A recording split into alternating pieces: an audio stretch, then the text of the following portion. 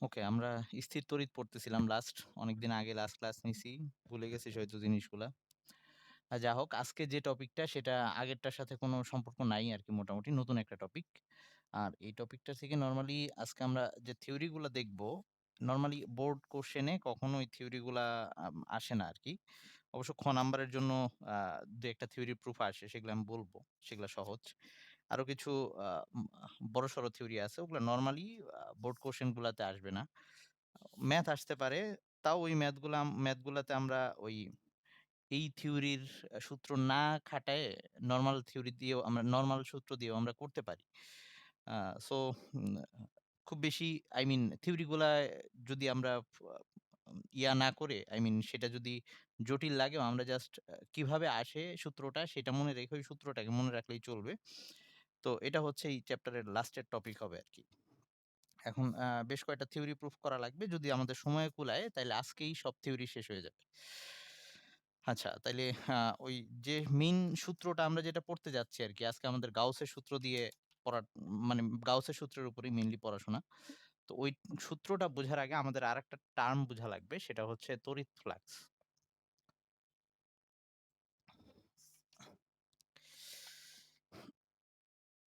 তড়িৎ ফ্লাক্স যেটাকে আমরা ফাই দিয়ে দেখাই। তড়িৎ ফ্লাক্স বলতে বুঝাচ্ছি আমরা নরমালি এতদিন আ তড়িৎ ক্ষেত্র, বারবার এরকম তড়িৎ ক্ষেত্র বা তড়িৎ বলরেখা এগুলাকে আসছি। সো এই আ অনেকটা বলতে পারি যে আমরা এই তড়িৎ ক্ষেত্রেরই পরিমাপ করার একটা ওয়ে এই তড়িৎ ফ্লাক্স। ওকে?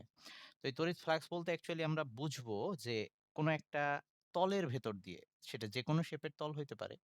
কোন একটা তলের ভেতর দিয়ে কি পরিমাণ চৌম্বক ক্ষেত্র প্রবেশ কর এ সরি তড়িৎ ক্ষেত্র প্রবেশ করতেছে। আহ ইয়ে স্মৃতি কেমন আছিস? নাদিম কেমন আছিস ভাই? ওয়ালাইকুম আসসালাম। আছি আলহামদুলিল্লাহ। আর তিশা নাজমুন নাহার তিশা না? আচ্ছা, কেমন আছিস? ভালো আছিস? আচ্ছা। ওকে। তো আমরা আ এই তড়িৎ ফ্লাক্সটা বুঝতে গিয়ে তড়িৎ ফ্লাক্স হ্যাঁ ভাইয়া। হ্যাঁ, হ্যাঁ, এখন শোনা যাচ্ছে। একটু আগে শুনি নাই। আচ্ছা। তো আ তাইলে আমরা তড়িৎ ফ্লাক্স জিনিসটা কি? তড়িৎ ফ্লাক্স দিয়ে অ্যাকচুয়ালি আমরা একটা তলের সাথে কি পরিমাণ চৌম্বক বলরেখা সরি, বারবার চৌম্বক বলে ফেলতেছি। মানে এই একই টাইপের আরেকটা টার্ম আছে চৌম্বকের ক্ষেত্রে, চৌম্বক ফ্লাক্স বলি ওটাকে। সো ওইখানেও যেমন চৌম্বক বলরেখা হ্যাঁ, হ্যাঁ, নাই। বুঝছো? না, ওরকম কিছু না। চৌম্বক ফ্লাক্স আর তড়িৎ ফ্লাক্স মোটামুটি সেইম। আমার বারবার কথায় উল্টাপাল্টা হয়ে যাচ্ছে। তোরা আবার ভুলভাল বললে ঠিকঠাক বুঝে নিস আরকি। সব জায়গায় তড়িৎ কথাটা আসবে। সো এখানে এই তড়িৎ বলরেখা কোন একটা তলের ভিতর দিয়ে কি পরিমাণ যাচ্ছে বা ওই তলের সাথে কি পরিমাণ তড়িৎ বলরেখা যুক্ত আছে সেই জিনিসটাকে আমরা আ মেজার করব এই টার্মটা দিয়ে, তড়িৎ ফ্লাক্স দিয়ে। আ সহজ কথায় একটা জায়গায় তড়িৎ ক্ষেত্রের মোট পরিমাণটাও আমরা এটা দিয়ে মেজার করতে পারি। সো এখন তড়িৎ বলরেখা যেহেতু বা তড়িৎ ক্ষেত্র যেহেতু একটা ভেক্টর রাশি, তো এই ভেক্টর রাশির সাথে আমরা এখন যে একটা ক্ষেত্রফল নিছি, এই যেকোনো একটা ক্ষেত্রফল নিছি। আমরা এটা যেকোনো শেপের নিতে পারতাম। আমি এখানে একটা কি বলবো যে প্লেট শেপের যেটা হচ্ছে আয়তাকার প্লেট শেপের একটা ক্ষেত্রফল নিছি। সো এখন আমরা নরমালি ক্ষেত্রফলেরও দিক আছে, হ্যাঁ? ক্ষেত্রফলের দিক আগে কোনটায় আমরা ইউজ করছি কিনা আমার খেয়াল নাই। আমাদের দরকার পড়ছে কিনা। ক্ষেত্রফলও একটা ভেক্টর রাশি। কোন একটা ক্ষেত্রফলের দিক আমরা কিভাবে নির্ণয় করি? ক্ষেত্রফলের দিকটা নির্ণয় করার ওয়ে হচ্ছে ওই যে ক্ষেত্রফলটা আমরা বিবেচনা করতেছি, সেই ক্ষেত্রফলটাকে ওই ক্ষেত্রফলের উপর তলের লম্ব বরাবর বাইরের দিকে। ওকে? ধর আমরা যদি এখন এই বোর্ডের কথাটা বুঝাই যে এই বোর্ডটার ক্ষেত্রফল নিয়ে আমার কথা বলা দরকার হচ্ছে। ওকে? তাহলে সেই ক্ষেত্রে এই বোর্ডের ক্ষেত্রফলের দিক, এটা আমি কোন দিক থেকে বা এই কোন দিকে ধরবো সেটা নিয়ম হচ্ছে আমি এখন বোর্ডটাকে এই সামনে থেকে এই দিক থেকে দেখতেছি। তাইলে এখন যদি আমাকে দিকটা বের করতে হয় ক্ষেত্রফলের দিক, জাস্ট এই বোর্ডের উপরে একটা যদি লম্ব আঁকি সেটা বাইরের দিকে। যে তলটাকে নিয়ে কথা বলবো সেই তলের উপর লম্ব বরাবর বাইরের দিকে, সেই দিকটাকে বলবো ওই ক্ষেত্রফলের দিক। বা এটাকে যদি প্যাচ লাগে এভাবে মনে রাখতে পারিস যে ক্ষেত্রফলটাকে আমরা যেদিক থেকে দেখতেছি, ওই ক্ষেত্রফলের উপরে একটা চোখ আঁকি। ধর এই নরমালি একটা চোখ আঁকলাম। ওকে? সো এই চোখটা এখন কোন দিকে তাকাবে? যেদিকে চোখটা তাকাবে সেই বরাবরই ওই তলের দিক বা ক্ষেত্রফলের দিক। সো আমরা এখন আরেকটা আ নতুন জিনিস এড করতেছি। সেটা হচ্ছে আমরা এবার ক্ষেত্রফলটাকেও ভেক্টর রাশি হিসেবে বিবেচনা করতেছি। ওকে? তাইলে ধর আমি এই আ ইসের ক্ষেত্রে ধরলাম যে এই ক্ষেত্রফলের ভেতর দিয়ে এটা হচ্ছে S, এটার ক্ষেত্রফল ধর S, এটা একটা ভেক্টর রাশি। এর মধ্যে দিয়ে বলরেখা যাচ্ছে। সেই বলরেখা এই তড়িৎ বলরেখা এখানে তড়িৎ ক্ষেত্রের মান হচ্ছে E, এটাও একটা ভেক্টর রাশি। তো তড়িৎ ক্ষেত্রের দিক তো দেখাই যাচ্ছে। আর এখন যদি এই ক্ষেত্রফলের দিকটা বের করতে যাই, ধর আমি ওই দিকে থেকে দেখতেছি। মানে বলরেখাগুলো ওই দিক থেকে বের হয়ে আসছে তো। যদি ওই ক্ষেত্রফলটার ওই সাইডে, আই মিন আমার হাতটাকেই যদি বিবেচনা করি, হাতটাই সেই ক্ষেত্রফলটা। এই বরাবর আমি চোখটা আঁকবো, তার মানে সেটা ওই লম্ব বরাবর ওই দিকে থাকবে। তার মানে এখানে S এর দিকটাও তড়িৎ ক্ষেত্রের দিকেই। এখানে আমি এটা দিয়ে S এর দিক দেখাচ্ছি। S এর দিকটাও অ্যাকচুয়ালি তড়িৎ ক্ষেত্রের দিকেই হইছে। তাইলে এটা E এর দিক আর এটা S এর দিক একই বরাবর হইছে। তো আমরা এই ক্ষেত্রে মোট তড়িৎ ফ্লাক্স সেটা নির্ণয় করব কিভাবে? আমরা অ্যাকচুয়ালি এই ২ টার ডট গুণ নিব। E dot S। I mean আমাদের কোনো একটা তলের ক্ষেত্রফল এবং তার সাথে সংশ্লিষ্ট চৌম্বক ক্ষেত্র এই সরি তড়িৎ ক্ষেত্র এই ২ টার ডট গুণকে আমরা বলতেছি ওই তলের সাথে সংযুক্ত তড়িৎ ফ্লাক্স। ওকে? তো এই তড়িৎ ফ্লাক্সটাকে যেহেতু আমরা এখানে ডট গুণ নিয়ে আসছি, তার মানে এখানে একটা থিটা কোণ জড়িত আছে। আমরা জানি যে আ ইয়া A dot B equals to ছিল AB cos থিটা। তাইলে এই ক্ষেত্রে এরকম আসবে E dot S equals to আসবে ES cos থিটা। এই থিটাটা তাইলে কি? থিটাটা হচ্ছে E আর S এর মধ্যবর্তী কোণ। এই ক্ষেত্রে E আর S এর মধ্যবর্তী কোণ, এই ক্ষেত্রে থিটাটা হচ্ছে 0 ডিগ্রি। যেহেতু একই বরাবর S এর দিক আর E এর দিক একই। সো এই ক্ষেত্রে জাস্ট ফাই সমান, সমান আমরা লিখতে পারি জাস্ট ES। ওকে? আচ্ছা, তাইলে এটার একক কি হবে? এটার এককটা হচ্ছে আমরা তড়িৎ ক্ষেত্রের দিক তো জানি যে নিউটন পার কুলম্ব, আর এই S হচ্ছে ক্ষেত্রফল মিটার স্কয়ার। সো এটা newton per coulomb metre square. এভাবে লেখা যায়। আমরা এভাবেই এটার আ কি বলে? এককটা ইউজ করব।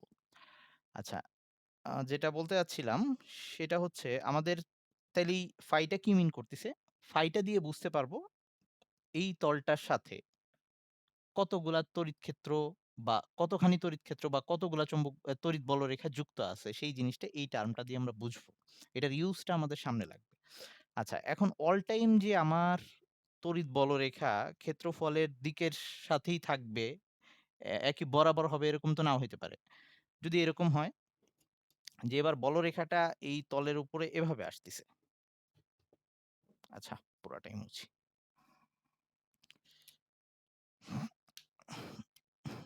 আগের মতো সেই ক্ষেত্রফল সেইম আছে। এটা হচ্ছে S, S এর দিক ওই বাইরেই, এটা S এর দিক। সো এইবার এখানে বলরেখাটা এভাবে বাঁকাভাবে প্রবেশ করতেছে।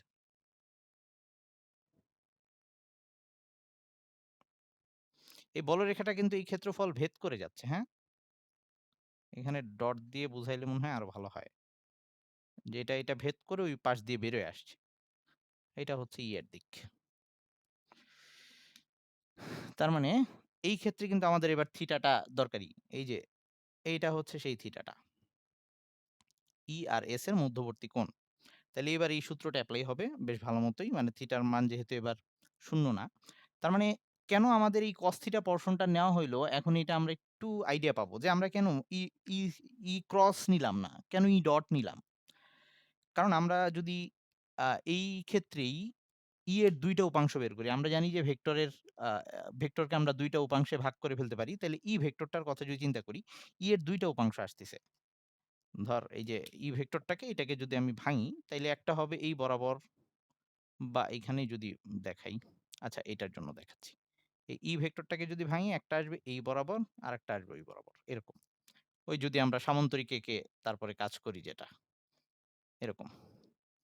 তার মধ্যে এই সাইডটা হবে ই cos থিটা আর এই সাইডটা হবে ই sin থিটা। এখন কারো মাথায় কোয়েশ্চেন আসতে পারে বা স্বভাবতই যখন আমি ১ম এই বলছি তোদের মাথায় কোয়েশ্চেনটা আসতেই পারে যে ভাইয়া কেন আমরা ২ টা ডট গুণ নিছি? ক্রস গুণ নিলে কি সমস্যা হইতো? সো আমরা দেখতেছি যে যদি আমরা কখনো এই যে উলম্ব উপাংশ যেটা সেটাকে যদি নিই, মানে cos থিটা না নিয়ে যদি sin থিটা নেই, sin থিটা কখনোই কিন্তু তলের ভেতর দিয়ে যাচ্ছে না। এই sin থিটা কখনোই তলের ভেতর দিয়ে যাচ্ছে না। এটা তলের স আ ইয়া আ তলের গা ঘেঁষে নিচের দিকে চলে যাচ্ছে এটা। I mean তলের ভেতরে এটা প্রবেশ করবে না। তলকে ক্রস করবে না। সবাই কি এটুকু বুঝছিস? সাগর, সাবিহা, নাদিম, আরেকবার বলব? মানে আমি এখন যেটা বলতে চাচ্ছি, আমরা এখানেই কথা শেষ করে দিতে পারতাম। যে এটা হচ্ছে তড়িৎ ফ্লাক্সের সংজ্ঞা। বাট আমি এবার যেটা ক্লিয়ার করতে চাচ্ছি যে আমরা কেন তড়িৎ ফ্লাক্সের সংজ্ঞা বলতে গিয়ে তড়িৎ ফ্লাক্স জিনিসটাকে আবার একটু ক্লিয়ার করি। কোন একটা তলের সাথে কতখানি তড়িৎ ক্ষেত্র যুক্ত আছে বা কোন একটা তলের ভেতর দিয়ে কি পরিমাণ তড়িৎ বলরেখা প্রবেশ করছে সেইটা সম্বন্ধে আইডিয়া পাই আমরা। তাইলে আমরা কেন এইখানে ডট নিছিলাম? কেন ক্রস নিইনি? আমি সেটাই এখন দেখাইতে চাচ্ছি যে আমরা এবার তড়িৎ ক্ষেত্র ওই ক্ষেত্রফলটাকে দেখাইছি আগেরবারের মতোই। কিন্তু এইবার বলরেখাগুলা প্রবেশ করছে ক্ষেত্রফলে একটা কোণ করে এবং সেই কোণটা হইছে ওই ক্ষেত্রফলের দিকের সাথে তড়িৎ ক্ষেত্রের দিকটা বা ওই বলরেখার দিকটা হইছে দিকের মধ্যবর্তী কোণটা হইছে থিটা। তো এখন আমরা যদি ক্রস গুণ নিতাম, তাইলে এখানে আসতো cos থিটা না এসে এদের মধ্যবর্তী কোণ sin থিটা, সেটা sin থিটাটা চলে আসতো। তো আমরা যদি এর কথাটা চিন্তা করি, এই যে আ আ মানে টাকে যদি ২ টা উপাংশে ভাঙি, এর যদি ২ টা উপাংশ নিই, একটা হচ্ছে cos থিটা আরেকটা sin থিটা। যদি আমরা এখানে sin থিটাটা নিতাম, তার মানে কি? এই বলরেখার এই পোরশনটাকে মিন করতাম। মানে বলরেখাকে ২ টা উপাংশে ভাগ করা যায়। বলরেখার এই পোরশনটা তলের ভিতর দিয়ে যাচ্ছে না। ওই পোরশনটা তলের ভিতর দিয়ে যাচ্ছে। এটুকু কিন্তু নষ্ট হচ্ছে। I mean ওই নষ্ট হচ্ছে বলতে তলের ভেতর দিয়ে যাচ্ছে না। তলের সাথে সংযুক্ত না। আমরা যদি এখানে সাইন ইউজ করতাম, তাইলে আল্টিমেটলি আমরা তলের সাথে কতটুকু আ বলরেখা জড়িত আছে সেটাকে পাইতাম না। কারণ এইটা তলের ভেতর দিয়ে যাচ্ছে না। এজন্যই আমরা এই cos থিটাটাকে নিছি। এবার বুঝছিস সবাই? আচ্ছা, তার মানে উম হ্যাঁ, মানে আমরা যদি মানে তুই কি বলতেছিস এই সাইন থিটাটাকে উপরে পাঠানো? নাকি এটাকে? এটাকে এই সাইন থিটাটাকে এইখানে আনতে চাচ্ছিস? এরকম কিছু? আচ্ছা আমরা ওই যে থিটা কার সাথে লিখতাম? এই যে থিটা এই যে এই কোণটা এটার সাথে। সো কোণের সাথে কস থাকতো। মনে আছে? আচ্ছা। হ্যাঁ, ওই তো সেটাই। তো যেহেতু আমরা থিটার পরিচয়টাই দিছি এরকম যে আর এস এর মধ্যবর্তী কোণ, তাইলে আমাদের কসটা ওই বরাবরই লিখতে হবে। এইখানে লেখা যাবে না। আচ্ছা, তাইলে ব্যাপারটা এরকম দাঁড়াচ্ছে যে ফাই অ্যাকচুয়ালি কি? ফাই অ্যাকচুয়ালি এরকম, এই যে cos থিটা, তার মানে এই যে আমরা এই পোরশনটাকে নিছি আর সাথে ওই যে এস টাকে নিছি। তার মানে ফাইটা হচ্ছে একটা তলের সাথে যতটুকু তড়িৎ বলরেখা যুক্ত সেইটাই cos থিটা দিয়ে পেয়ে যাচ্ছি। বুঝছি সবাই এখন? আচ্ছা, তাইলে আমরা এইটারে আ এই সংজ্ঞাটা অনেকভাবে দেওয়া যায়। সো একটা সংজ্ঞা হচ্ছে যে আমরা কোন তলের ক্ষেত্রফল এবং ওই তলের লম্ব বরাবর, ওই তলের লম্ব বরাবর এই যে এই উপাংশটা কিন্তু তলের লম্ব বরাবর। ওই তলের লম্ব বরাবর তড়িৎ ক্ষেত্রের উপাংশের গুণফলকে আমরা বলতেছি ওই তলের সাথে সংশ্লিষ্ট বা ওই ক্ষেত্রফলের সাথে সংশ্লিষ্ট চুম্বক ফ্লাক্স। আচ্ছা। তো এখন এইটা আমাদের যে কাজে লাগবে এখন সেই ব্যাপারটা পড়তে যাচ্ছি। মানে এই জিনিসটা আমাদের অনেক হিসাব সহজ করে দিবে। যেগুলা অঙ্ক আমরা অনেক বড় ক্যালকুলেশন করে করতাম সেগুলো অনেক ছোট ভাবে করে ফেলা যাবে। আচ্ছা, ওকে, আরেকটু একটা কথা বলি যেটা হচ্ছে যে আমরা এই সাই ইকুয়ালস টু যেটা লিখলাম ডট এস, এটাকে আমরা এভাবেও লিখতে পারি ই ডট ডিএস, হ্যাঁ? এভাবে ওই যে খুব ক্ষুদ্র ক্ষেত্রফলের জন্য ডট ডিএস এভাবেও আমরা দেখব মাঝে, মাঝে। এবং যদি এইটুকুকে যেহেতু এটা ক্ষুদ্র ক্ষেত্রফলের জন্য, তো এটাকে যদি আমরা d phi দিয়ে লিখি, এই জাস্ট আমি ওই ইয়ার ব্যাপারটা দেখাচ্ছি আরকি। ক্যালকুলাসের ব্যাপার নিয়ে আসতেছি। যে আমাদের ক্ষেত্রফলটা যদি অনেক ক্ষুদ্র ক্ষেত্রফল চিন্তা করি, তখন এটা হয়ে যাবে ds, আর তখন এই phi টা হয়ে যাবে d phi। তাইলে সেক্ষেত্রে যদি আমরা টোটাল phi টা চাই, তাহলে আমাদের এই যে d phi টাকে ইন্টিগ্রেশন করা লাগবে। d phi টাকে ইন্টিগ্রেশন করা লাগবে। তার মানে জাস্ট তখন ব্যাপারটা দেখতে এরকম হওয়ার কথা, E ডট ds। আশা করি এখন এগুলা নিয়ে কারো কোনো ঝামেলা নাই। মানে যদি ক্যালকুলাসের ভাষায় লিখতে যাই, ব্যাপারটা এরকম দাঁড়াবে। তবে তখন এইখানে একটা নতুন সাইন আছে। সেটা হচ্ছে ইন্টিগ্রেশনের মাঝখানে এই ইন্টিগ্রেশন সাইনটার এখানে একটা এরকম বৃত্ত সাইন দেওয়া আছে। এটার মানে হচ্ছে আমরা এতদিন যে ক্ষেত্রফল বের করতাম, যখন আমরা ক্ষেত্রফল বের করতাম, ধর ক্ষেত্রফলগুলা হয়তো ধর এরকম বলতে পারে। এরকম একটা লাইন দিয়ে বলতে পারে এই জায়গার ক্ষেত্রফল বের করতে, এইটুকু ক্ষেত্রফল। এই লাইনের ভেতরের অংশটুকু ক্ষেত্রফল। এই যে এইখানে যখন ইন্টিগ্রেশনের মধ্যে ইন্টিগ্রেশন দিয়ে তো ক্ষেত্রফল বের করি। ইন্টিগ্রেশন যদি আমাদের এইরকম সাইন দেওয়া থাকে, ইন্টিগ্রেশনের মধ্যে এরকম সার্কেল দেওয়া থাকে, তখন এই টাইপের ইন্টিগ্রেশনকে আমরা বলি সারফেস ইন্টিগ্রাল। অথবা এটাকে আমরা বলতে পারি, আমরা তো এটাকে যোগজীকরণ বলি, এটাকে এরকম তল যোগজ এরকমও বলে। যা হোক, বাংলা নিয়ে এত প্যাচ লাগানো লাগবে না। হ্যাঁ, তো এইটা দিয়ে বুঝাচ্ছে কোন একটা আবদ্ধ তলের ক্ষেত্রফল নির্ণয় করা। এই সাইনটা দিয়ে বুঝাই আমরা ইন্টিগ্রেশন করে একটা আবদ্ধ তলের ক্ষেত্রফল বের করতেছি। যে তলটা আবদ্ধ। ওকে? ধর একটা ফুটবল শেপ, সেটা হইতে পারে, একটা বক্স হইতে পারে। অবশ্যই আবদ্ধ তল হইতে হবে। সেই তলটার ক্ষেত্রফল বের করার জন্য তখন আমরা এই সাইনটার মধ্যে, ইন্টিগ্রেশন সাইনটার মধ্যে এইরকম একটা আবদ্ধ সার্কেল এঁকে দিই। ওকে? আচ্ছা। সো আমাদের এখন যত কথা হবে সব আ এই সারফেস ইন্টিগ্রাল এর জন্যই হবে। মানে আমরা ইন্টিগ্রেশন গুলো এখন এভাবে দেখাবো। যদিও তাতে আমাদের সূত্রের কোনো চেঞ্জ হবে না। জাস্ট আমরা উম বুঝার জন্য ওই সাইনটা ইউজ করব। আচ্ছা। তো এখন যে সূত্রটা পড়তে যাচ্ছি, সেটা হচ্ছে গাউসের সূত্র।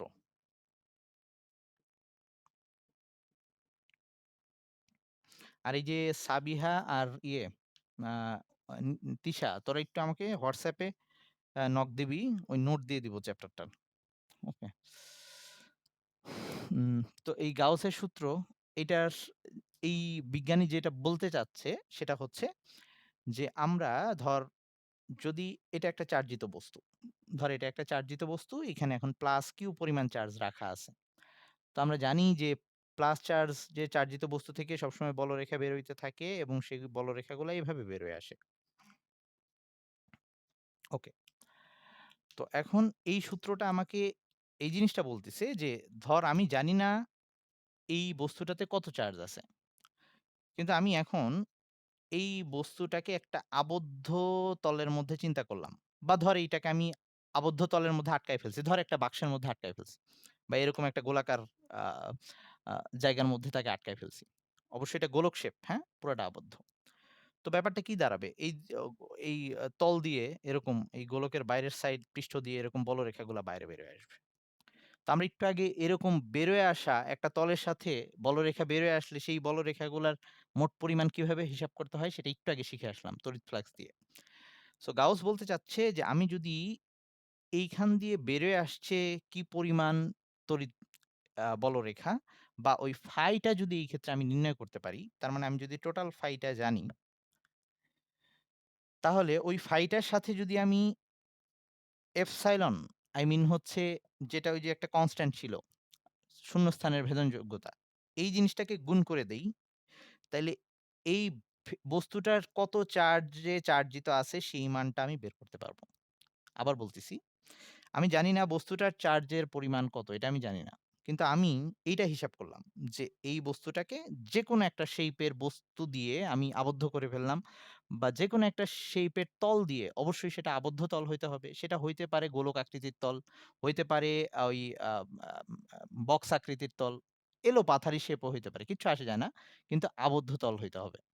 সো আমি যদি ওই তল দিয়ে বা ওই তলের সাথে সংযুক্ত তড়িৎ ফ্লাক্সটা হিসাব করতে পারি, মানে ফাইটা হিসাব করতে পারি, সেই ফাইটার সাথে যদি এপসাইলন গুণ দেই, তাইলে আমি ওই ভেতরে থাকা বস্তুটার চার্জের পরিমাণ কত সেটা বের করে ফেলতে পারবো। আমার কথাটা কি বুঝছিস এইটুকু?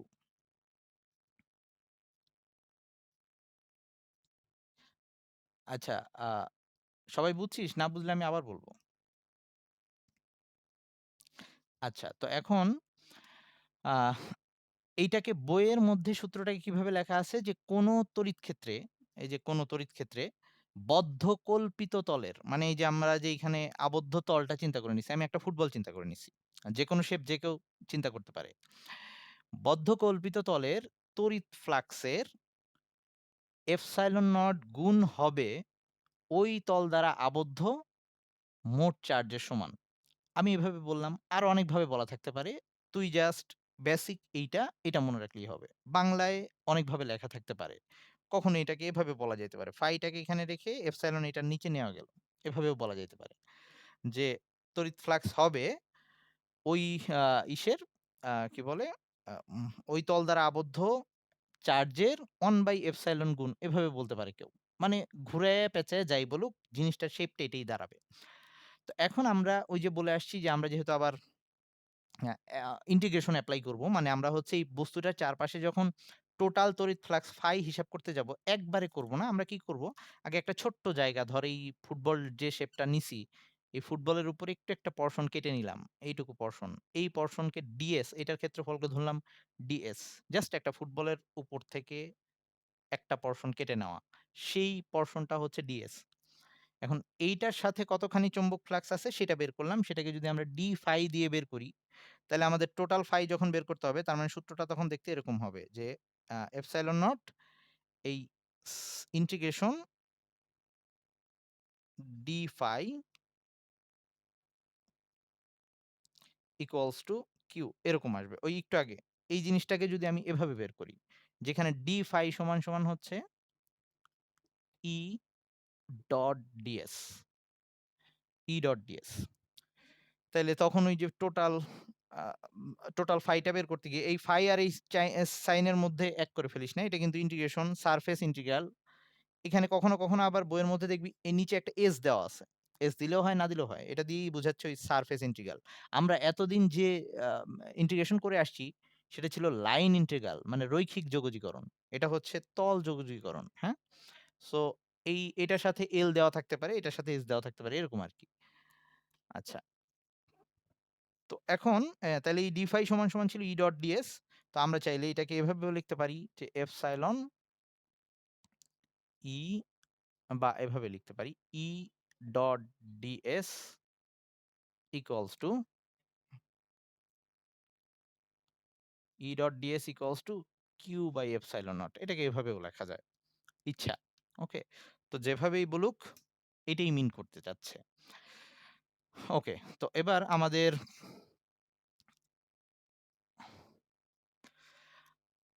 আমরা যে কুলম্বের সূত্র পড়ে আসছি এটা পরীক্ষায় আসে মাঝে মাঝে খ নাম্বারের জন্য। ছোট তো খ নাম্বারের জন্য আসে। আমরা এই গাউসের সূত্রটা থেকে কুলম্বের সূত্র আনতে পারি। আবার আমরা কুলম্বের সূত্র থেকে গাউসের সূত্র আনতে পারি। মানে একটা থেকে আরেকটা আনা যায়। সো আমরা ২ টাই এবার ট্রাই করব। ফার্স্টে আমরা কুলম্বের সূত্র থেকে গাউসের সূত্রটা আনবো। মানে আরকি এই জিনিসটাকে নিয়ে আসবো কুলম্বের সূত্র থেকে। সো সেটা করি ফার্স্টে।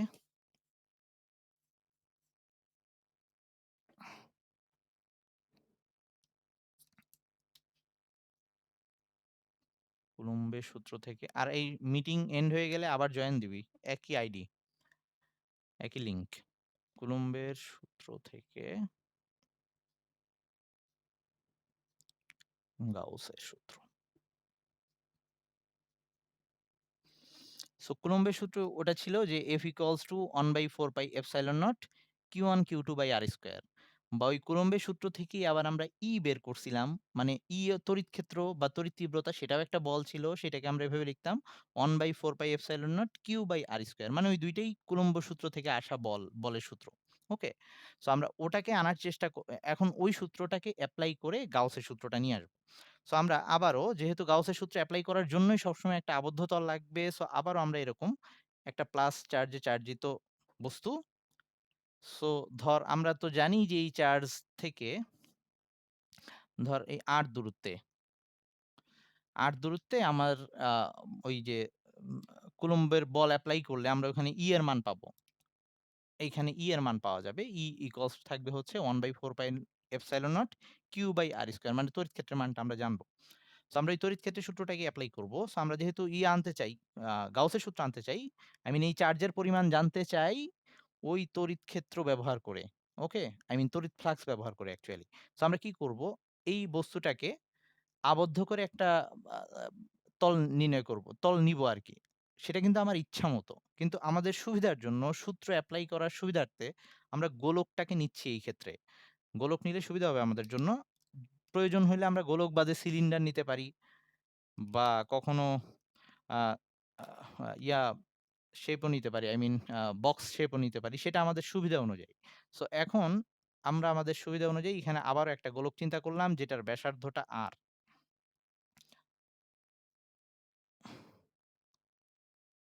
Small r। ওকে? এইটা সেই আবদ্ধ তলটা।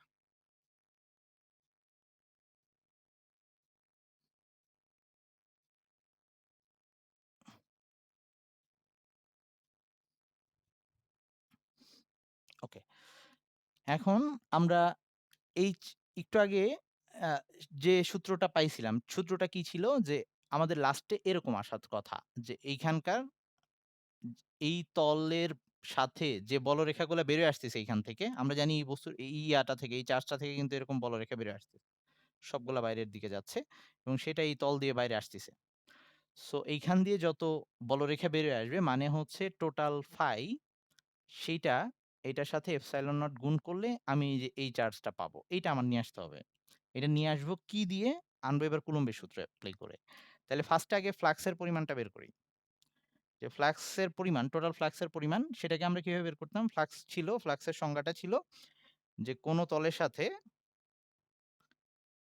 তলের ক্ষেত্রফল এবং সেই তলের সাথে সংশ্লিষ্ট তড়িৎ ক্ষেত্র। তাইলে এই তলটা এই গোলকের সাথে সব জায়গায় কিন্তু r দূরত্বে এর ব্যাসার্ধে বা পৃষ্ঠে সব জায়গায় সেইম এর মান হবে। কারণ এই ব্যাসার্ধ সব জায়গায় সেইম। So same. আর আমরা একটা ছোট্ট জায়গা কেটে নিলাম যে এটা ধর সেই ds পরিমাণ ক্ষেত্রফল।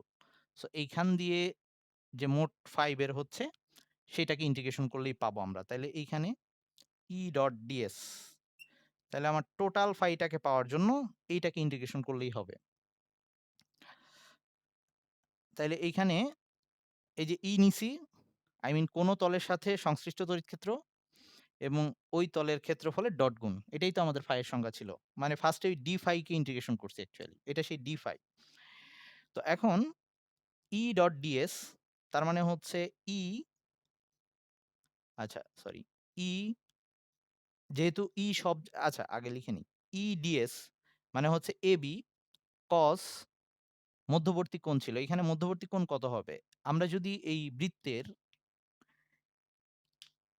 বৃত্তের বা বৃত্ত বলতেছি সরি, গোলকের যেকোনো একটা পোরশনে আমরা তাকাই, তাইলে ওই এর সাথে ওই পোরশনের বা ওই ক্ষেত্রফলের যে দিকটা সেটার মধ্যবর্তী কোণ 0 হবে। ধর এইখানেই যদি কেউ আ চিন্তা করে তাইলে এই বরাবর বলরেখাটা বেরিয়ে আসতেছে যেভাবে বা আনুভূমিক বরাবর চলে যাচ্ছে, ওখানে যদি ক্ষেত্রফলের দিক আঁকি সেটাও একই দিকে হবে। মানে ds আর এর দিক এই তলের উপরে যেকোনো বিন্দুই নিই না কেন সব জায়গায় তাদের মধ্যবর্তী কোণ 0 ই হবে।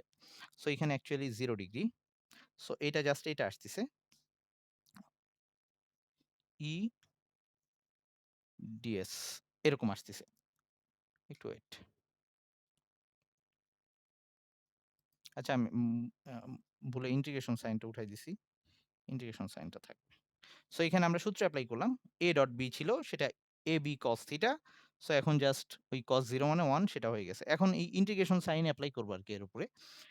তাহলে আমরা দেখতেছি এই পুরা তলটার মধ্যে সব জায়গায় এর মান সমান। মানে এটা একটা কনস্ট্যান্ট মান। সো এটাকে বাইরে নিয়ে আসতেছি। কে বাইরে নিয়ে আসলাম। ভেতরে থেকে যাচ্ছে শুধু ইন্টিগ্রেশন ds, এটা থেকে যাচ্ছে। সো ds কি ছিল?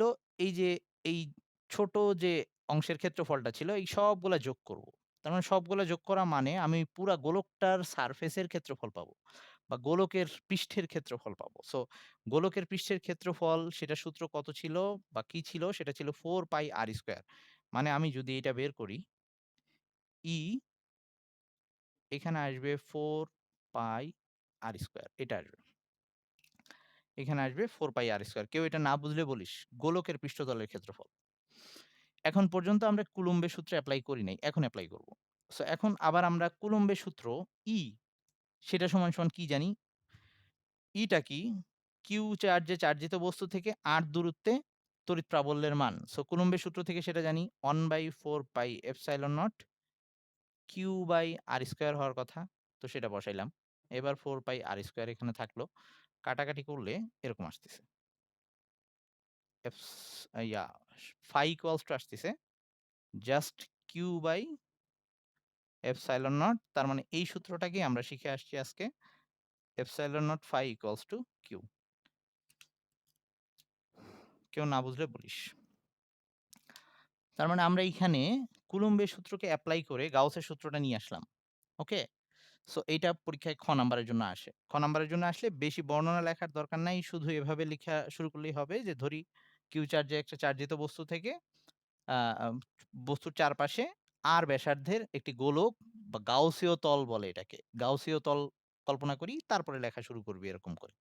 যে এক্ষেত্রে phi equals to এইটুকু লিখলে। মানে স্যার মেইনলি এই ক্যালকুলেশনটা দেখবে। আর অবশ্যই এটা আসলে চিত্রটা দিবি।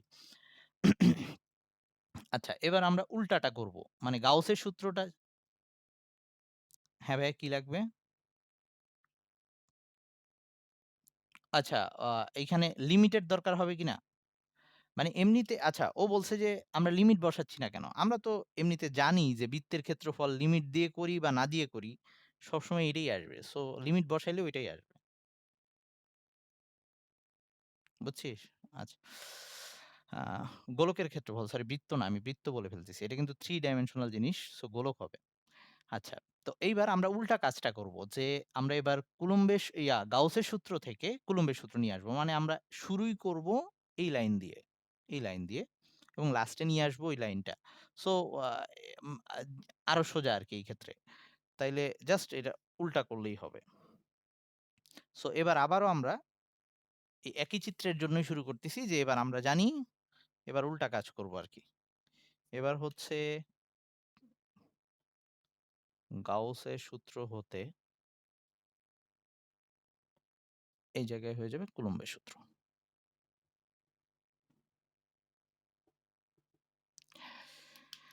তাইলে এবার আমরা শুরুই করব যে আমরা ধরলাম একটা কিউ চার্জে চার্জিত বস্তু। এর চারপাশে একটা r ব্যাসার্ধের গাউসীয় তল আছে বা আবদ্ধ গোলক আছে বা আবদ্ধ তল আছে অ্যাকচুয়ালি গোলকীয় তল আছে। তাহলে আমরা সূত্র গাউসের সূত্র অনুযায়ী এটা লিখতে পারি যে epsilon not phi equals to Q.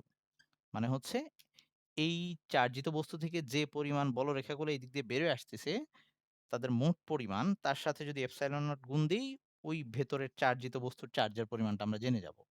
তাহলে এখান থেকেই আবার এটাকে লেখা যায় এপসাইলন নট এই ফাই সমান সমান আবার কি ছিল যে ই ডট ডিএস তো সেটাই লিখলাম।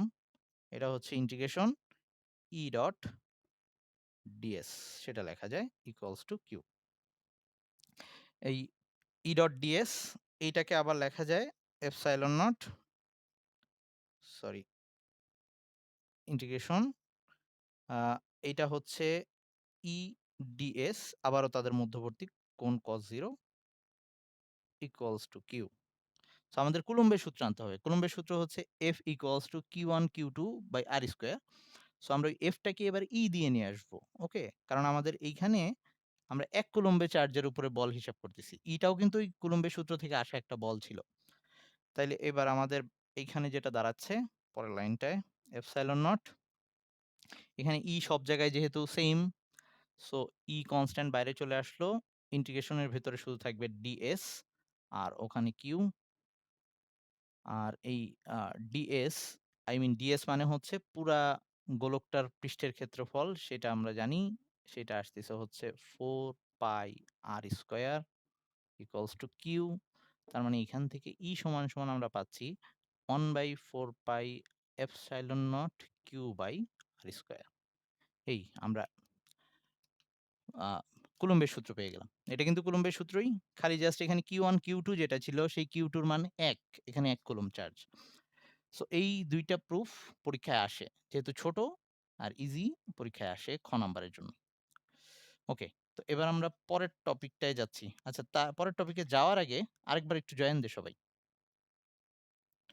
ওকে। তাহলে এখন আমরা যেটা দেখব যে এই গাউসের সূত্রটা আমার কোথায় কাজে লাগছে? কি দরকার এই গাউসের সূত্রটা জানার? তো ধর আমাকে যদি এখন তার মানে আমরা এখন দেখতে যাচ্ছি গাউসের সূত্রের প্রয়োগ। গাউসের সূত্রের প্রয়োগ।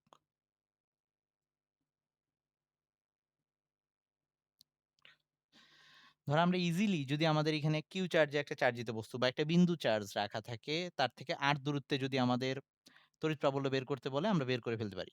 কিন্তু যদি চার্জটা এরকম বিন্দু চার্জ না হয়, আ আই মিন এটা কিন্তু একটা সীমাবদ্ধতা ছিল যে ওই বিন্দু চার্জের ক্ষেত্রেই শুধুমাত্র কুলম্বের সূত্রটা এপ্লাই করা যায়। যদি বিন্দু চার্জ না হয় মানে ব্যাপারটা যদি এরকম দাঁড়ায়, ধর আমাকে এবার কোনো বিন্দু চার্জ দেয় নাই বা জাস্ট চার্জিত একটা বস্তু, এমন চার্জিত বস্তু দিছে সেটা হচ্ছে ধর এরকম একটা অসীম দণ্ড। বিশাল বড় একটা পরিবাহী দণ্ড যেটা পুরাটা পজিটিভ চার্জে চার্জিত। ধরার পজিটিভ আমার ইচ্ছা হইছে তাই ধরলাম। ওটা নেগেটিভ ধরলেও একই জিনিসে আসবে। তো এখন যদি আমাকে বলে যে এইখান থেকে r দূরত্বে তড়িৎ প্রাবল্যের মান কত? এটা হচ্ছে সেই r দূরত্ব। এইখানে তড়িৎ প্রাবল্যের মান কত? এটা যদি বের করতে বলে, আমি আর ওই সূত্র এপ্লাই করতে পারব না। E equals to 1/4πε0 Q/r² সেটা বের করা যাবে না। এখন ওই ব্যাপারটা খাটবে না। কারণ এইখানে ওই ক্ষেত্রে শুধু ওই উম চার্জটাই ক্রিয়া করত। এইখানে ওর বলরেখা মানে সবারগুলা ইফেক্ট আসবে এইখানে। ওকে? সো এই ক্ষেত্রে আ যদি আমরা ওই কুলম্বের নরমাল যে কুলম্বের সূত্র করছি সেটাকে যদি এপ্লাই করি, হয়তো করা যাবে কিন্তু সেটা অনেক জটিল হয়ে যাবে। করা যাবে না এরকম না। জটিল হয়ে যাবে আরকি। তখন অনেক ক্যালকুলেশন অনেক জটিল হয়ে যাবে। বাট এখন আমরা ইজিলি এই গাউসের সূত্র এপ্লাই করে সহজে ওই r বিন্দুতে r দূরত্বে E এর মানটা কত সেটা বের করে ফেলতে পারবো। সো এটা কিন্তু আমি যে দণ্ডটা আঁকছি এটা কিন্তু সীমা এই পর্যন্ত না, এটা অসীম চলে যাচ্ছে, হ্যাঁ? ২ সাইডেই অসীম পর্যন্ত আছে এবং এটা সুষম দণ্ড এবং এটার মোট দৈর্ঘ্য হচ্ছে L। এই দণ্ডটার টোটাল দৈর্ঘ্য হচ্ছে L।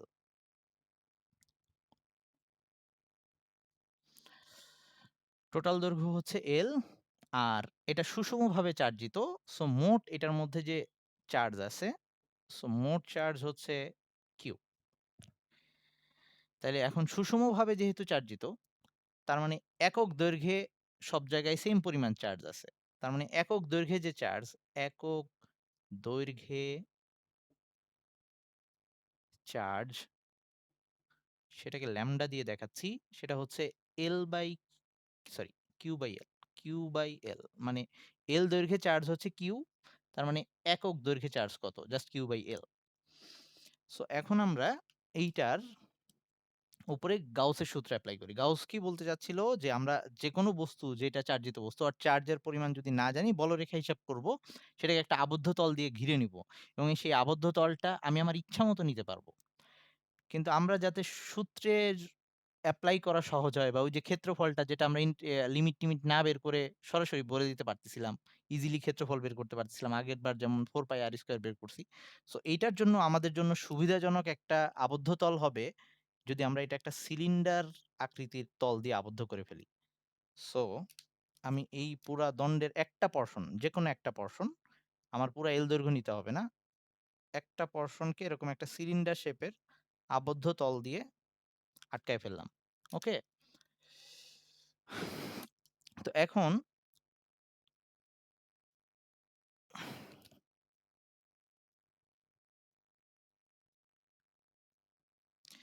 তো এখন আমার যেটা করা লাগবে এই ইয়াটার কারণে, এই দণ্ডের চার্জের কারণে এইখান দিয়ে যে বলরেখাগুলা বেরোয় আসতিছে পুরা সিলিন্ডারের চারপাশ দিয়ে, সেইটার মোট তড়িৎ ফ্লাক্সকে এপসাইলন নট দিয়ে গুণ করলে আমি ওই যে কিউটা পাবো। এর মধ্যে যে চার্জে চার্জিত করা আছে সেইটা পাবো। তো এখন আমি যেহেতু পুরা দণ্ডটাকে নিই নাই, সো আমি অ্যাকচুয়ালি কতটুকু দণ্ডের কতটুকু পোরশন নিছি আমরা ধরে নিলাম যে আমরা দণ্ড থেকে H দৈর্ঘ্য পরিমাণ অংশটাকে আবদ্ধ করছি, হ্যাঁ? এটা H দৈর্ঘ্য এবং সরি আমি একটু চেঞ্জ করতেছি। এই যে R দূরত্বে যে বলছিল না? যে R দূরত্ব পর্যন্ত বলবে ওই পর্যন্ত অ্যাকচুয়ালি সিলিন্ডারটাকে নেওয়া দরকার ছিল। আমি যেহেতু আঁকতে গিয়ে ভুল করে ফেলছি, সো এই R দূরত্বটাকে কমায় এইখানে নিয়ে আসলাম, হ্যাঁ? যে R দূরত্ব আমাকে এইখানে বলছে, এইখানেই বের করতে চাই। যে পর্যন্ত বলবে সেই পর্যন্ত নিয়ে যাও সিলিন্ডারের ব্যাসার্ধটা। আচ্ছা তাইলে এই সিলিন্ডারটার ব্যাসার্ধ হচ্ছে R। উচ্চতা হচ্ছে h। ওকে? তাইলে এখন আমাদের ইয়ের সূত্র কি বলে? ওই গাউসের সূত্র কি বলে যে এইখান দিয়ে বের হয়ে আসা মোট তড়িৎ ফ্লাক্স তার সাথে এপসাইলন গুণ দিলে আমি উম এই সিলিন্ডার যেটুকু চার্জকে আটকায় ফেলছে সেইটুকু চার্জের পরিমাণটা পাবো। সো আমি এখন এই সিলিন্ডারটা তো একেক জায়গায় তলের একেক রকম অবস্থা। এই জায়গার তলের ক্ষেত্রফল আর এই জায়গার তলের ক্ষেত্রফল সেইম। কারণ ২ টা এই যে আ ইয়া আ সেইম ব্যাসার্ধের বৃত্ত সার্কেল দিয়ে আবদ্ধ। হ্যাঁ? এটা কিন্তু সার্কেল। ওই যে প্রস্থচ্ছেদ কাটলে যেটা হয়। তাইলে আমরা এই তলটাকে ২ দিয়ে ডিনোট করলাম, রোমান ২। এই তলটাকে ৩ নাম্বার দিয়ে ডিনোট করলাম। আর এর চারপাশে যে বৃত্তাকার বক্রতলটা আছে, সেই তলটাকে আমি ১ দিয়ে ডিনোট করলাম, রোমান ১। ওকে? তাহলে এখানে ৩ টা তলের মধ্যে দিয়ে আমার বলরেখা বের হয়ে আসার কথা। ওকে? তার মানে আমার ৩ জায়গায় ফ্লাক্স হিসাব করা লাগবে। এই জায়গায়, এই জায়গায় আর এই জায়গায়। কেউ না বুঝলে বলিস। তাইলে আমার মোট যে ফাই সেটাকে যদি বের করতে যাই, আমার অ্যাকচুয়ালি টোটাল বের করা লাগবে φ1 প্লাস φ2 প্লাস φ3। এই ৩ টা জিনিস বের করা লাগবে। এখন কথা হচ্ছে আমরা ফাই সমান, সমান কি ছিল? ফাই সমান, সমান ছিল E ডট ds মানে ইন্টিগ্রেশন E ডট ds। তো আমি ডট বারবার না লিখে E ds cos মধ্যবর্তী কোণ এটা লেখা লাগতো। তাইলে ফার্স্টে 1 এর জন্য চিন্তা করি। 1 মানে হচ্ছে এই যে চারপাশের যে বক্রতলটা। এইখান থেকে একটা পোরশন যদি আমি কেটে নেই, এইখান দিয়ে বলরেখাগুলা দিক আর তলের দিকটাকে যদি আমি চিন্তা করি, আমি যদি এই সিলিন্ডারটার এই দিক দিয়ে তাকাই, মানে সিলিন্ডারটা কিন্তু অ্যাকচুয়ালি ওকে, সিলিন্ডার পেয়ে গেছি। ধর এই সেই সিলিন্ডার, হ্যাঁ? এটাই সেই সিলিন্ডার শেপটা। তো আমি যদি এইখান থেকে একটা পোরশন কেটে নেই, এই যেকোনো একটা পোরশন। এটার উপরে যদি ওই যে চোখ আঁকি, এই তলের দিকটাই যে আমার দিকে বাইরে আসবে। ওকে? তার মানে এইখান দিয়ে যে ডিএস এর আ দিকটা, এইখানে ডিএস এর দিকটা হচ্ছে বাইরের দিকে, এরকম ডিএস। এইখানে ডিএস এর দিকটা বাইরের দিকে, ওই পাশেও ডিএস এর দিকটা বাইরের দিকে। তো সব জায়গায় ওরকম বাইরের দিকেই হচ্ছে ডিএস এর দিকটা। আর ই এর দিক কোণ বরাবর? এই পুরা বলরেখা দণ্ডটা থেকে বলরেখাগুলা শুধুমাত্র এরকম লম্ব বরাবর বের হয়ে আসতেছে বাইরে। আশেপাশে ছড়ায়ে যাচ্ছে না। কারণ একটা চার্জ আরেকটা চার্জকে একটা বলরেখা চার্জের বলরেখা আরেকটা চার্জের বলরেখাকে বিকর্ষণ করে। এদের পক্ষে সম্ভবই না এরকম বাঁকায় যাওয়া। বাঁকায় গেলে কিন্তু পাশেরটার সাথে ক্রস করে ফেলবে। সবগুলা এরকমভাবে বের হয়ে আসতেছে সব জায়গা থেকে। তার মানে আমি যদি এই তলের ক্ষেত্রে চিন্তা করি, এইখানে E এর দিক মানে এই পুরা বক্রতলের মধ্যে E আর DS এর মধ্যবর্তী কোণ হচ্ছে 0 ডিগ্রি। সো এইখানে 0 আসবে। এটা হচ্ছে ১ম টার জন্য পাইলাম। হুম? আর 2nd টার জন্য যদি চিন্তা করি, 2nd আর 3rd এর জন্য এইখানে দেখ কি অবস্থা। আমরা আগেই বলছি এইখান দিয়ে সব বলরেখা এভাবে যাচ্ছে। তার মানে এই পোরশনটাতে এই জায়গাগুলা দিয়ে বলরেখা এভাবে যাচ্ছে। আ আর এই এই তলের উপরে আই মিন এই তল ২ টাকে আমি যদি দেখানোর চেষ্টা করি, একটা হচ্ছে এই উপরের পৃষ্ঠ, আরেকটা হচ্ছে এই নিচের পৃষ্ঠ। এখন এই উপরের পৃষ্ঠে যদি আমি একটা চোখ আঁকি, সেই চোখটা উপরের দিকে তাকাবে। মানে এই ক্ষেত্রে এস এর দিক হবে, ক্ষেত্রফলের দিক হবে উপরের দিকে। ডিএস উপরের দিকে। আর এইখানে নিচের পৃষ্ঠে যদি একটা চোখ আঁকি, সেটা নিচের দিকে তাকাবে। মানে ডিএস এর দিক হবে নিচের দিকে। তার মানে এই ২ টা পৃষ্ঠের মধ্যেই ই আর ডিএস এর মধ্যবর্তী কোণ হবে 90 ডিগ্রি। দেখ ই আর ডিএস এর মধ্যবর্তী কোণ 90 ডিগ্রি। এখানেও ই আর ডিএস এর মধ্যবর্তী কোণ 90 ডিগ্রি।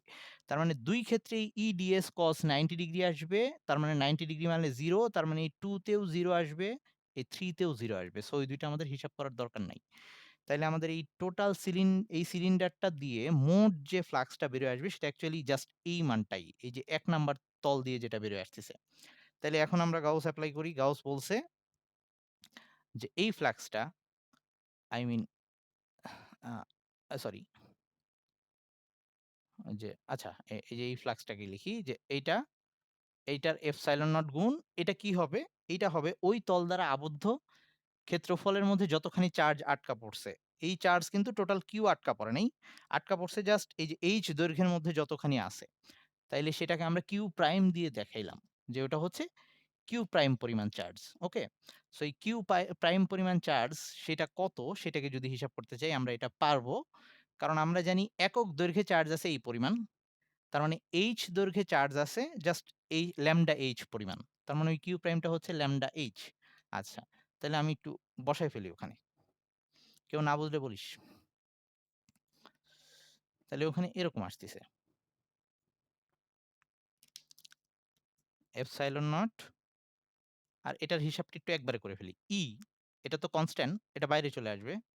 আচ্ছা, সরি, সমান দিয়ে ফেলছি। এপসাইলন নট ই ডিএস এটার সামনে ইন্টিগ্রেশনটা আসবে। ডিএস মানে হচ্ছে মোট ক্ষেত্রফল। তো এই ক্ষেত্রফল মানে হচ্ছে একটা সিলিন্ডারের বক্রতলের ক্ষেত্রফল।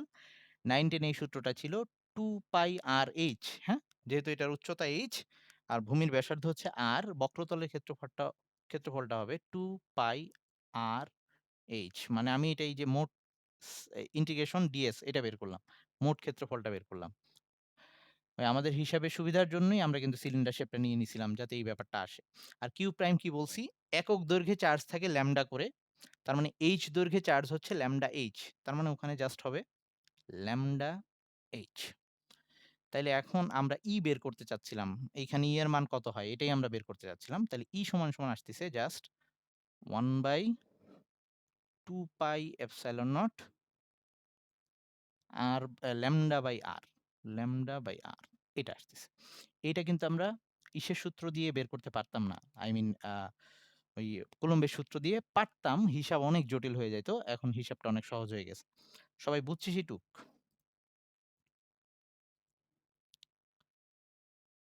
আচ্ছা, ওকে। এইবার এর পরের যে টপিকটা সেটা হচ্ছে আবারও আরেকটা জিনিস। আমরা এটা বের করে আসছিলাম। আ ওই কুলম্বের সূত্র দিয়েই করে আসছিলাম। ওইটাও সহজ ছিল। এখন ওই একই জিনিসটাকে কুলম্বের সূত্র দিয়ে বের করব। আ সেটা হচ্ছে আমরা এবার একটা, তাহলে ১ম টা আমাদের গেল যেটা সেটা হচ্ছে একটা সুষম দণ্ডের জন্য যে তার আশেপাশে যেকোনো বিন্দুতে যদি আমাদের আ তড়িৎ ক্ষেত্র বের করতে বলে সেটা। এখন হচ্ছে একটা গোলক।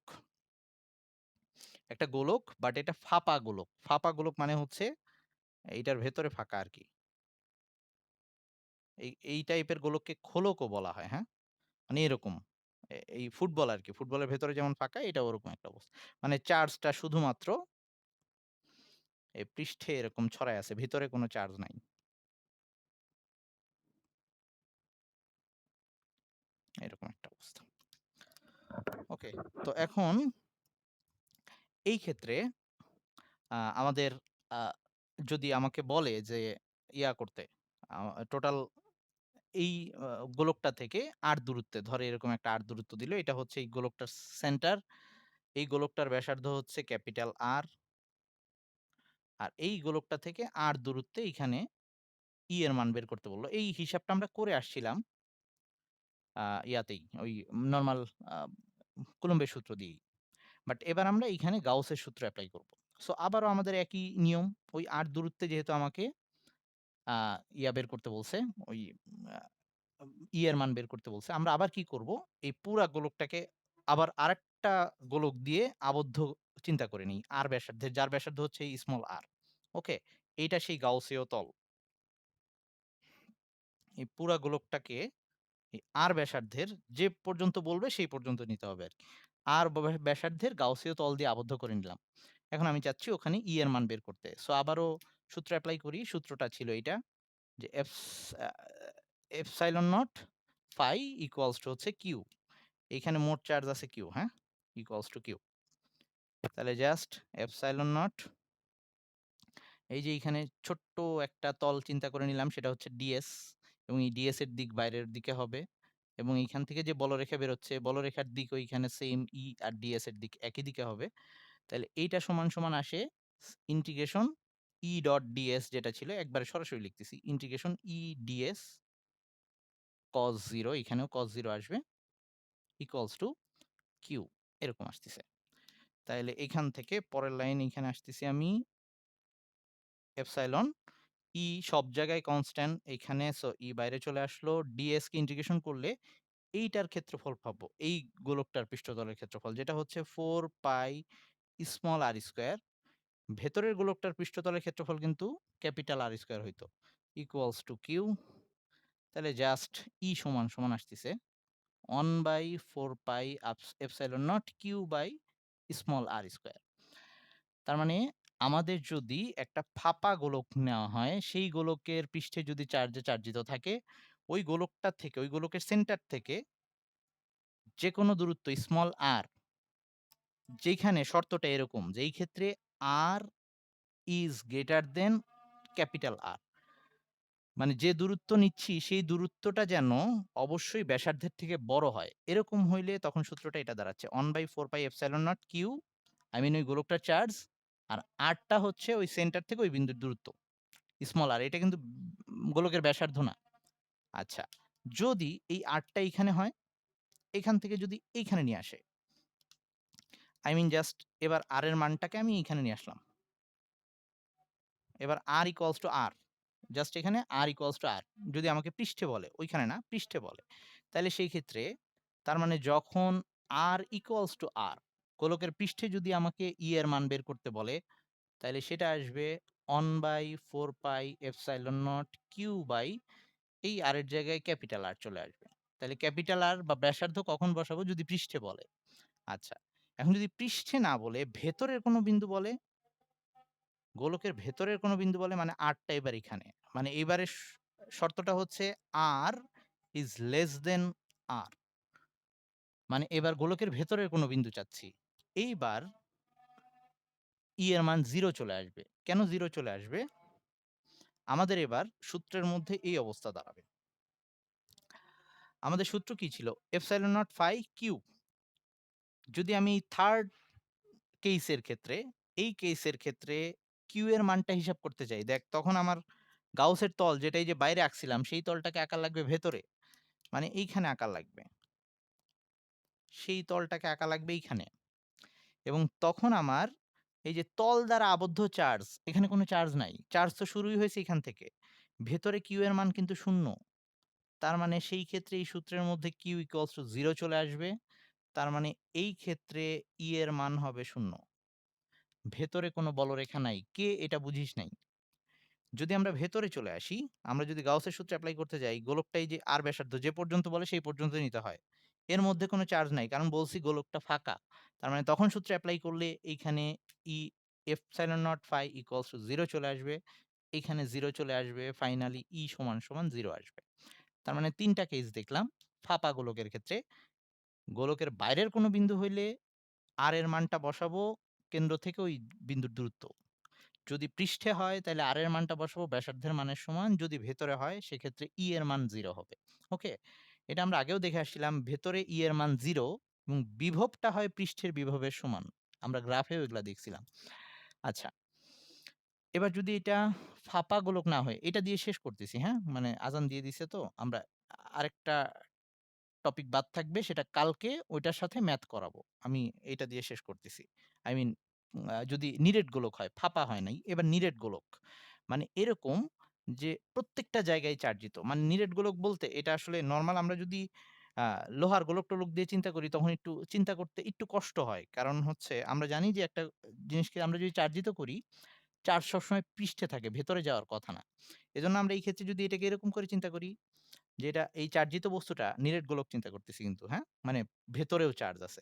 এটা যদি একটা পানির ড্রপ চিন্তা করিস তাইলে বেটার হয়। আমরা জানি পানির অণুগুলা আ ডাইপোল আকারে থাকে। মানে পানির অণু চার্জিত। তাইলে এই পুরাটা যদি একটা পানির ড্রপ হয়, পানির ড্রপের ভেতরেও চার্জ আছে এবং সেটা একটা নিরেট, বাইরেও চার্জ আছে। সবাই কি এবার বুঝতে পারছিস ব্যাপারটা? পোলাপান একটু রেসপন্স করিস। মানে আগেরবার যে চার্জিত বস্তুটা নিছিলাম, সেই চার্জিত বস্তুটা শুধু পৃষ্ঠে চার্জ ছিল। কারণ সে ছিল একটা ফাঁপা গোলক। ভেতরে কোনো চার্জ ছিল না। এবার এমন একটা কিছু নিছি যার সব জায়গায় চার্জ আছে। নিরেট গোলক এটা। সো এজন্য বললাম যে লোহার গোলক চিন্তা করলে আসলে চিন্তা করতে একটু ঝামেলা হয়। কারণ যেহেতু আমরা ঘষে চার্জিত করার সময় শুধুমাত্র পৃষ্ঠে চার্জ থাকে, ভেতরে থাকে না। সো এখন এটাকে ওই যে পানির ড্রপ যদি চিন্তা করি, পানির অণুগুলা পানির ভেতরের ড্রপ, বাইরের ড্রপ সব জায়গায় আ চার্জ আছে। পানি একটা ডাইপোল। সো সেই ক্ষেত্রে এটা চিন্তা করতে সুবিধা হবে আরকি। আচ্ছা। তো এবার বা প্লাজমা জাতীয় যদি কোনো চিন্তা করি তাইলেও হয়। আচ্ছা। এবার আমাদের এইবার বলা হইছে গোলকটা এরকম। তার মানে এবার আমাদের আ নিতে হবে নিরেট গোলক। এগুলা ক্ষেত্রে যদি আমরা কুলম্বের সূত্র এপ্লাই করতে যাইতাম, জান বের হয়ে যাইত। খুব কষ্ট হইতো হিসাবগুলা করতে। করা যাইত না এরকম না, করা যাইত। সো এইবার যদি নিরেট গোলক হয় এবং এটা একটা আহিত গোলক, এটার পুরাটার মধ্যে টোটাল প্লাস কিউ পরিমাণ চার্জ আছে। টোটাল কিউ পরিমাণ চার্জ আছে। তো আমাকে এখন যদি এই নিরোট গোলক থেকে আর দূরত্বে এরকম একটা দূরত্ব যেটা এটার সেন্টার থেকে এটার ব্যাসার্ধ আবারও আগের মতো। এটার ব্যাসার্ধ হচ্ছে ক্যাপিটাল আর। আর ওই যে দূরত্বটাই বের করতে বলছে এটা স্মল আর। সো আবারও আমরা এই পুরা গোলকটাকে ওই গাউসীয় তল দিয়ে আবদ্ধ করে নিব। সো একইভাবে আমরা লিখব E epsilon not phi equals to মোট চার্জ কিউ এর সমান যখন আর বাইরে, তখন এখানে একইভাবে epsilon nought E uh ds যেটা আসবে, একবারে লিখে দেই। ডিএস মানে হচ্ছে ওই ডিএস এর পুরাটা যদি ইন্টিগ্রেশন করি, এই গোলকটার ক্ষেত্রফল আসবে। তার মানে 4 পাই আর স্কয়ার আসবে। 4 পাই আর স্কয়ার আবারও আসবে এবং এই পুরাটার মধ্যে চার্জ আছে কিউ। তার মানে ১ম সূত্রটা আগেরটার মতোই হচ্ছে E equals to 1/4 pi epsilon not Q by R square. আর এই ক্ষেত্রে শর্তটা কি? এই আর অবশ্যই ব্যাসার্ধ থেকে বড় হবে। এরকম হলে ওটা খাটলো।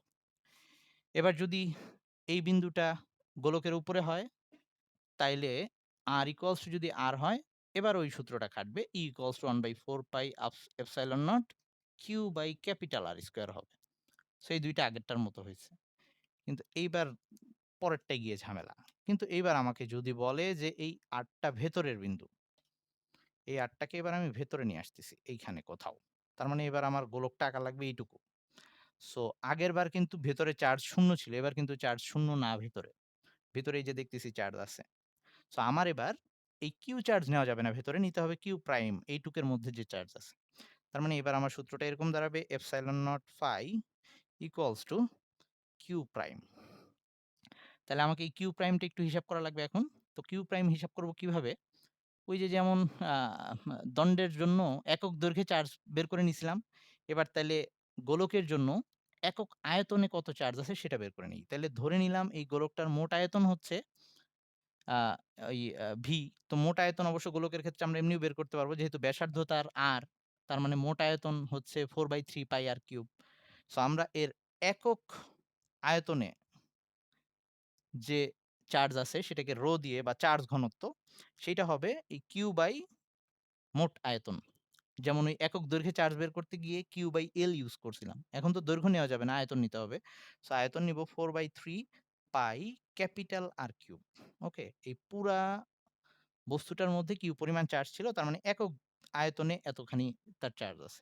তাহলে আমার এবার এইটুকু আয়তনের মধ্যে লাগবে। তার মানে এইবার আমার দরকার হবে আয়তনটা হচ্ছে 4/3 স্মল আর কিউব।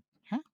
পাই স্মল আর কিউব। মানে এইবার আমার লাগবে এই কিউ প্রাইম। তার মানে কিউ প্রাইম সমান হবে জাস্ট আয়তনটা হচ্ছে 4/3 পাই স্মল আর কিউব, এটার সাথে ওই যে ঘনত্বটা গুণ দিয়ে দেওয়া লাগবে। এটা হচ্ছে মোট আয়তন আর এটা হচ্ছে একক আয়তনের চার্জ। তার মানে একক আয়তনে এতখানি চার্জ থাকলে এতটুকু আয়তনে কতখানি থাকে। তো এটার সাথে যদি এটাকে গুণ দিয়ে দেই, এটাকে যদি এখানে বসাই 4/3 পাই 4/3 পাই কাটা যাবে। তার মানে এরকম আসবে। উপরে আসবে আর কিউব, নিচে আসবে ক্যাপিটাল আর কিউব, সাথে আ কিউটা গুণ আসবে। আ কিউ গুণ আসবে। ওকে? এই কিউ প্রাইম এরকম আসবে। R cube divided by capital R cube into Q. তাহলে এখানে ওটা বসাই দিচ্ছি। তার মানে আমাদের এরকম দাঁড়াচ্ছে এপসাইলন নট ই আ ডট ডিএস যেটা ছিল, ডিএস এর মান হচ্ছে এবার ওই যে ক্ষেত্রফল। ক্ষেত্রফল নিব কিন্তু এই ভেতরের গোলকটার পৃষ্ঠের ক্ষেত্রফল। মানে এবার এটা হয়ে যাবে 4 পাই স্মল আর স্কয়ার আগেরটার মতোই। আর কিউ প্রাইম এর জায়গায় হবে আমার এইটা r cube divided by capital R cube Q. So এটা যদি বসাই দেই লাস্টের মানটা আসতেছে এরকম। তাইলে সমান আসতেছে ইকুয়ালস টু আসতেছে এই শেষ দাঁড়া একটু ধৈর্য ধর।